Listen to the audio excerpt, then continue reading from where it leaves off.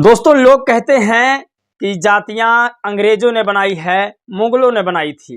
लेकिन क्या जातियां अंग्रेजों मुगलों ने बनाई है? तो वेद प्रकाश जो द एक्टिविस्ट चैनल के ओनर हैं, उन्होंने ऐसा क्यों कहा? लेकिन कांग्रेस को देखिए, कांग्रेस चुप्पी मारे बैठी हुई है और उससे 70 सालों का हिसाब मांगा जा रहा है। जो इलेक्ट्रिकल बॉन्ड में चंदा आया था उसका हिसाब नहीं दे पा रहे हैं और कांग्रेस को 70 सालों का हिसाब ले रहे हैं। बड़ी खबर आज की है, बहन जी ने क्लियर कर दिया कि अमरोहा से कौन लड़ेगा बीएसपी से। बड़ी खबर है आज की। उन सभी बड़ी खबरों पर नजर डालेंगे और आपको एक एक खबर बताएंगे। सोचिए, जाति व्यवस्था कितनी खराब चीज है देश में। और एक बड़ी खबर आपको बता दें कि कल जो दिल्ली में एक घटना हुई, वो पूरा देश उससे शर्मसार है। कल नमाजियों को लातों से मारा गया है, जिन पुलिस वालों ने मारा है उसके मैं खिलाफ हूँ। और खिलाफ इसके भी हूँ कि सड़क पर नमाज नहीं पढ़ना चाहिए था, क्योंकि सार्वजनिक स्थान है। लेकिन पुलिस वालों का मारने का कोई अधिकार नहीं है। यदि उन्होंने गलती की है तो उन्हें वार्निंग देना चाहिए था और जेल ले जाना चाहिए था, उन्हें कोर्ट के सामने पेश करना चाहिए था। तमाम बड़ी खबर है, तमाम लोगों का ट्वीट है, एक्सपर्ट लोगों का बात है, जो आपको बताने की मैं कोशिश करूंगा। चलिए आज की वीडियो हम शुरू करते हैं। नमस्कार दोस्तों, मैं हूं पराग और आप देख रहे थे CPSB व्लॉग। आज की वो तमाम बड़ी खबर जो लगातार वायरल हो रही है। कई लोगों ने ट्वीट किया है कि जो लोग पैदा हुए हैं कांग्रेस की बनाई हुई अस्पताल में, जो लोग पढ़े हैं कांग्रेस की बनाई हुई स्कूल में, जो लोग पढ़ लिख कर सक्सेस हुए हैं कांग्रेसियों के सत्ता में, कांग्रेसियों के राज में, लेकिन आज वो कह रहे हैं कांग्रेस ने 70 साल में दिया ही क्या है। खैर, जो लोग कहते हैं कि 70 सालों में दिया किया है, वो लोग आज इलेक्ट्रिकल बॉन्ड में, यानी कि जो चुप्पे से SBI बैंक में पैसा जमा हुआ उसका हिसाब नहीं दे पा रहे हैं। जिसको इलेक्ट्रिकल बॉन्ड, जिसको सुप्रीम कोर्ट ने कहा ये गैर कानूनी है, उसका अभी तक हिसाब नहीं दे पा रहे हैं। तमाम बड़ी खबर है जिस पर बातचीत करना बहुत ज़रूरी है, कि खबर आपको सुनाना बहुत ज़रूरी है। और आप लोग इस वीडियो को शेयर भी कीजिएगा ताकि यह खबर सभी लोगों तक पहुंच जाए। क्या लगता है दोस्तों कि क्या बीएसपी अपने उम्मीदवारों की लिस्ट जारी कर चुकी है? जी हाँ दोस्तों, अमरोहा से एक टिकट फाइनल हो चुका है। कौन लड़ेगा अमरोहा से, आपको इस वीडियो में हम आपको बताएंगे।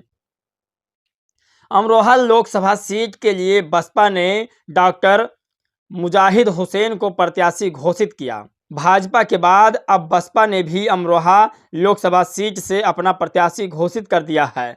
बसपा ने डॉक्टर जाहिद हुसैन को प्रत्याशी बनाया है। डॉक्टर जाहिद हुसैन मूल रूप से गाजियाबाद के डासना के रहने वाले हैं। पेशे से वो BUMS डॉक्टर हैं।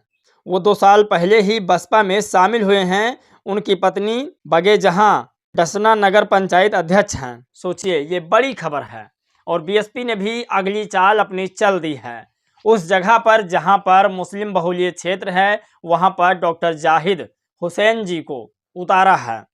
और बसपा के इन प्रत्याशियों को जीत के लिए मैं बधाई देता हूं। जीत कर ये लोकसभा जरूर पहुंचे, सभी लोगों को बधाई देता हूं।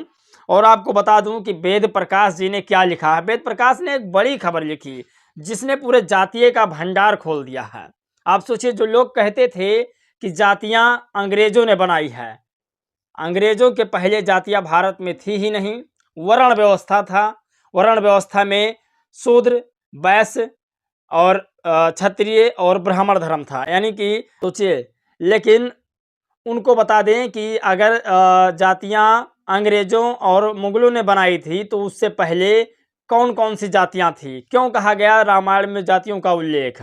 वेद प्रकाश ने लिखा, अगर जाति व्यवस्था 1 सदी से कम पुरानी है तो रामायण में धोबी, निषाद, मल्लाह कहाँ से आ गए? भारत में यादव कहाँ से आए? रामचरितमानस में तेली, कुम्हार, चंडाल, भील, कोल और कलवार आदि कहाँ से आया?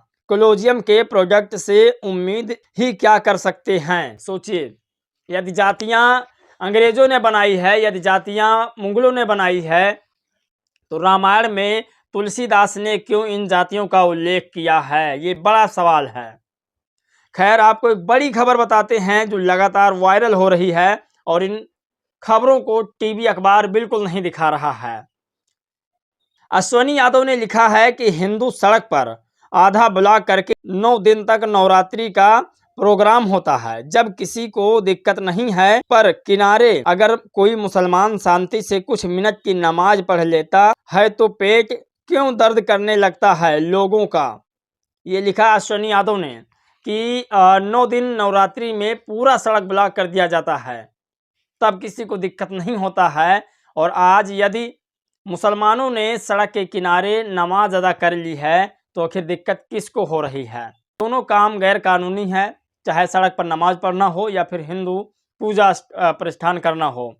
सड़क से दूर होना चाहिए और इस पर एक कानून बन जाना चाहिए जिससे साफ जाहिर हो जाए कि लोग अब सड़कों पर धार्मिक काम नहीं करेंगे। बड़ी खबर है और आपकी इस पर क्या राय है जानना बहुत ज़रूरी है। लेकिन अगर एक बड़ी खबर की बात करें जो पार्थिक पटेल ने लिखा कि देख रहे हो विनोद, 70 साल का पाई हिसाब मांगने वाले इलेक्ट्रिकल बॉन्ड का हिसाब देने में लड़खड़ा रहे हैं। दरअसल इलेक्ट्रिकल बॉन्ड पर सुप्रीम कोर्ट ने बैन लगा दिया। जो एक इलेक्ट्रिकल बॉन्ड बनाया गया था कि जिसमें लोग अपना चंदा देंगे सभी पार्टियों के लिए। खैर, इसका सबसे ज़्यादा फायदा बीजेपी को हो रहा था और बीजेपी का इससे सबसे ज़्यादा नुकसान है अगर सुप्रीम कोर्ट ने रोक लगा दिया है। और रोक लगा दिया है सुप्रीम कोर्ट ने और इससे बड़ा नुकसान किसी और का नहीं है। शिल्पी परिहार ने ट्वीट करके लिखा कि कम से कम 81 करोड़ गरीब बने रहने के लिए 2024 में अपना वोट फलाने को ही देना मित्रों, क्योंकि फलाने ने इस बात की गारंटी दी है कि अगले 5 सालों तक 5 किलो राशन मिलता रहेगा। सोचिए देश की आर्थिक व्यवस्था कहां पर पहुंच चुकी है। फ्री राशन देने को सरकार मजबूर है और अगले 5 सालों तक इसने वादा किया है कि मैं आपको फ्री राशन देता रहूंगा। कहीं ना कहीं तो देश में गरीबी को बढ़ावा देना कह सकते हैं इसको।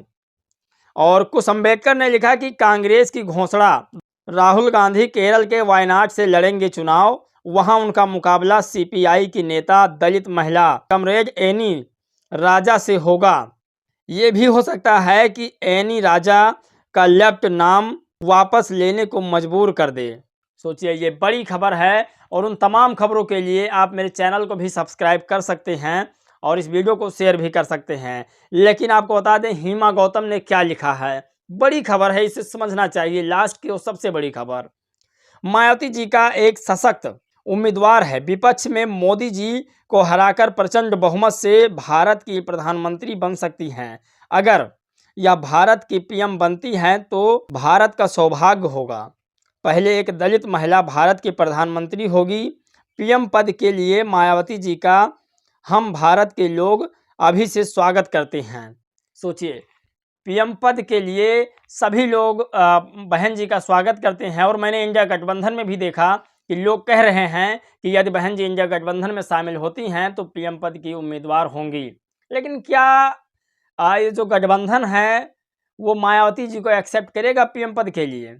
क्योंकि बहुत से लोगों ने पहले ही कह दिया था कि बहन जी यदि शामिल होती हैं तो गठबंधन छोड़ देंगे। बहुत सारे लोगों ने कहा कि मायावती जी को लाना ही नहीं। दरअसल मामला ये है कि जब इंडिया गठबंधन को इकट्ठा किया जा रहा था, नीतीश कुमार जी सभी पार्टियों से मिल रहे थे तो वो मायावती जी से भी मिलने वाले थे।